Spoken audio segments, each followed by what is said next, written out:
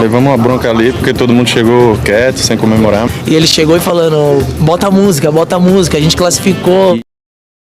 E tem Cruzeiro na semifinal da Sul-Americana. Foi com bem mais emoção do que o torcedor esperava, mas o dinizismo oficialmente começou. Cruzeiro já tinha vantagem de 2 gols no primeiro jogo contra o Libertad e tava com muito jeito de que a noite seria mais tranquila no Mineirão.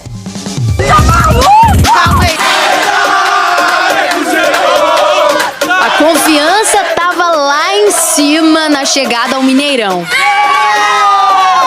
Eu acredito muito na vitória do Cruzeiro hoje. Com certeza vai ser classificado. Não é possível, né? 2-0, mesmo placar de ida. Para vantagem, né? É 3-0 hoje, sem choro. E não é que esses 3-0 acabaram pintando no placar agregado?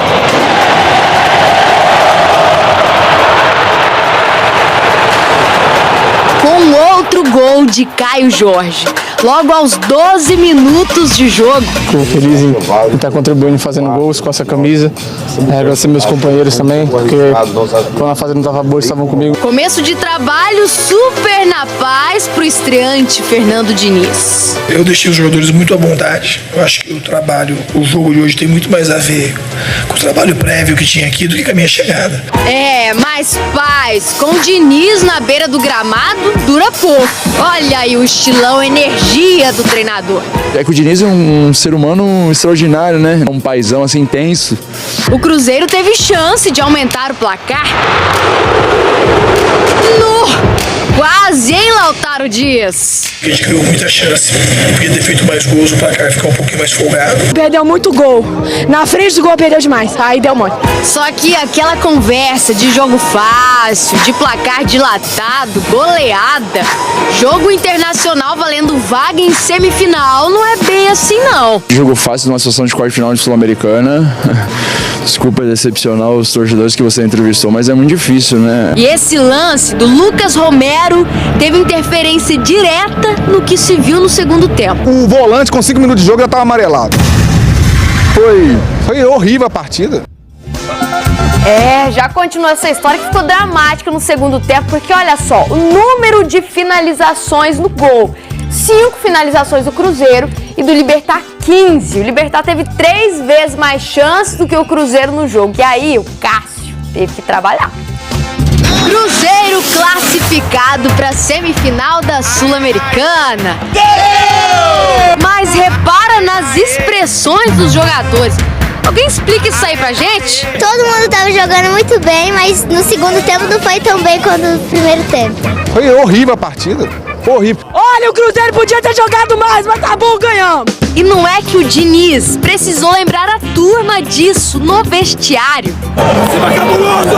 Levamos uma bronca ali porque todo mundo chegou quieto, sem comemorar. E ele chegou e falando, bota a música, a gente classificou. E ele tá certo, né? Quando a gente se cobra tanto quando as coisas não acontecem bem, quando consegue uma classificação assim e levar o Cruzeiro na semifinal, tem que comemorar mesmo. Mas a autocobrança, de fato, tinha motivo.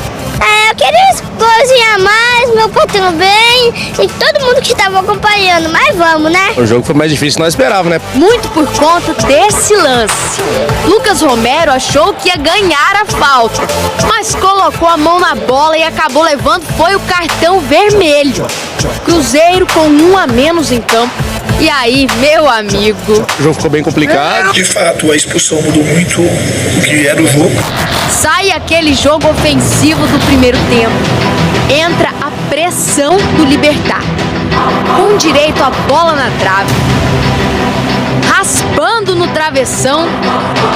E o gol de empate do lendário e quarentão atacante Roque Santa Cruz.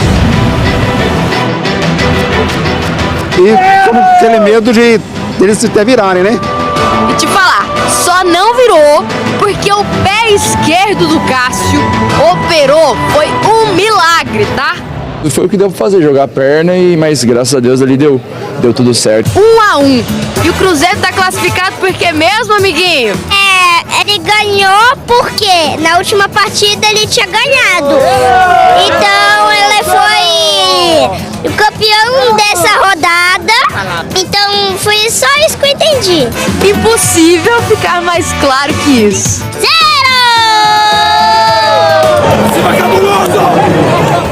O pé do Cássio brilhou ali naquela defesa. E aqui, gente, convenhamos, Caio Jorge tá grandão também, ó.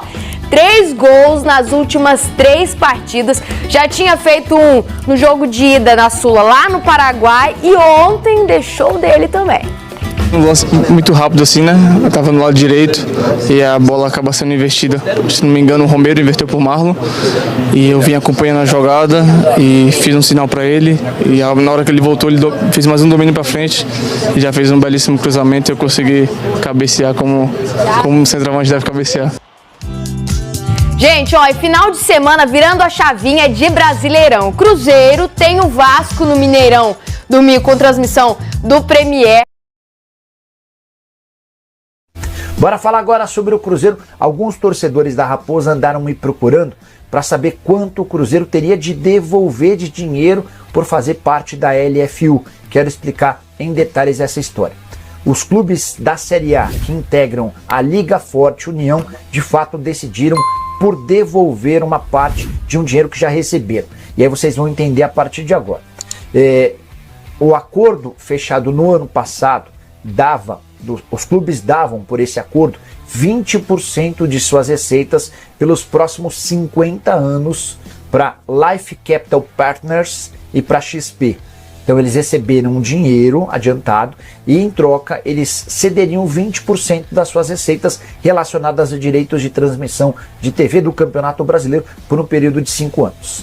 Mas dentro dos clubes da LFU entendeu-se que 20% é muita coisa.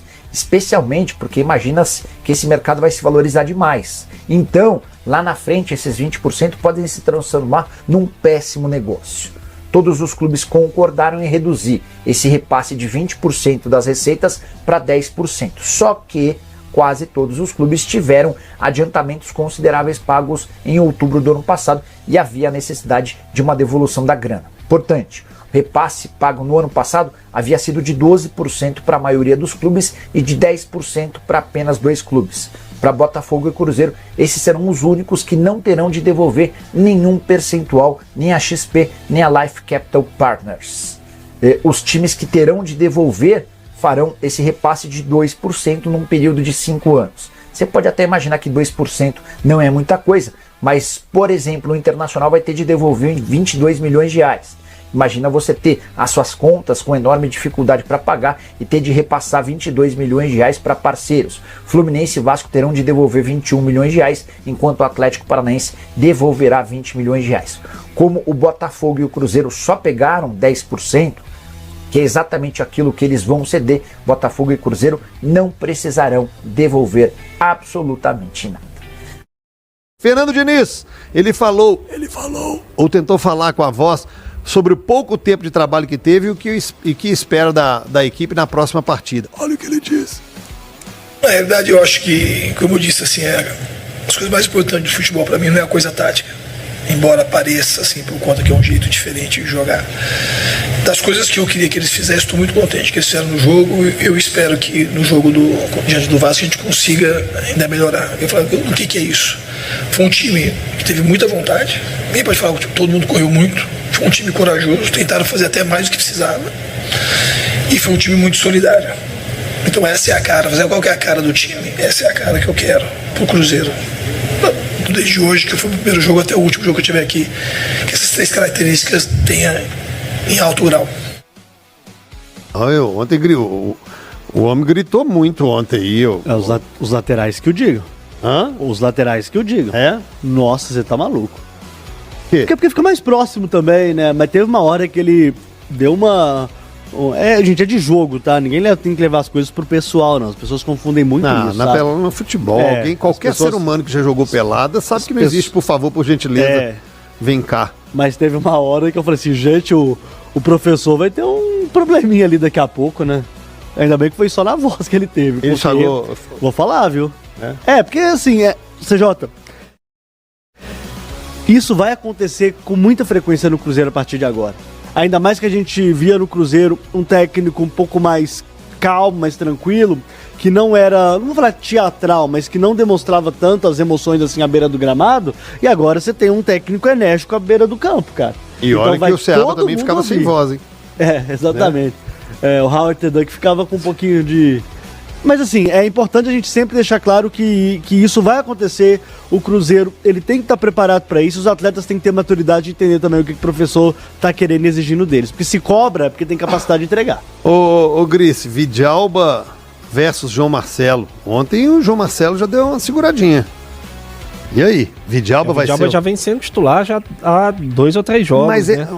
Tinha sido por um desgaste também. Tinha tirado o Zé Ivaldo. Enfim, e ele vem jogando bem, CJ. Acho que os zagueiros foram bem ontem. O Zé Ivaldo, que muita gente ficou preocupada e tudo, como é que vai ser com o Diniz e tudo, fez um grande jogo, foi muito bem ontem, firme pra cacete nos duelos.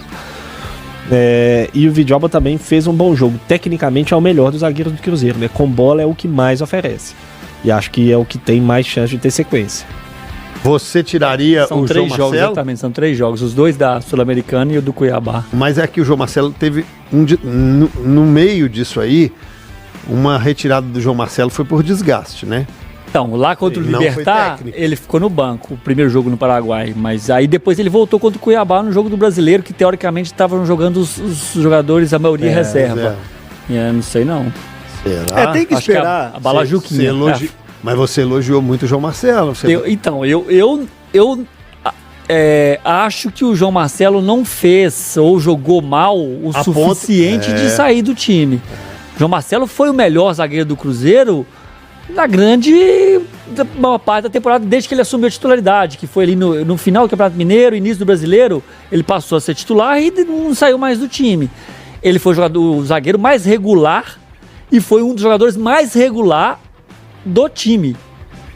Então, assim, é uma opção. O Vidalba entrou mal? Não. O Vidalba entrou bem. Eu acho que ele tem uma boa técnica. Com o Diniz ele vai ter muita chance porque ele tem um bom passe.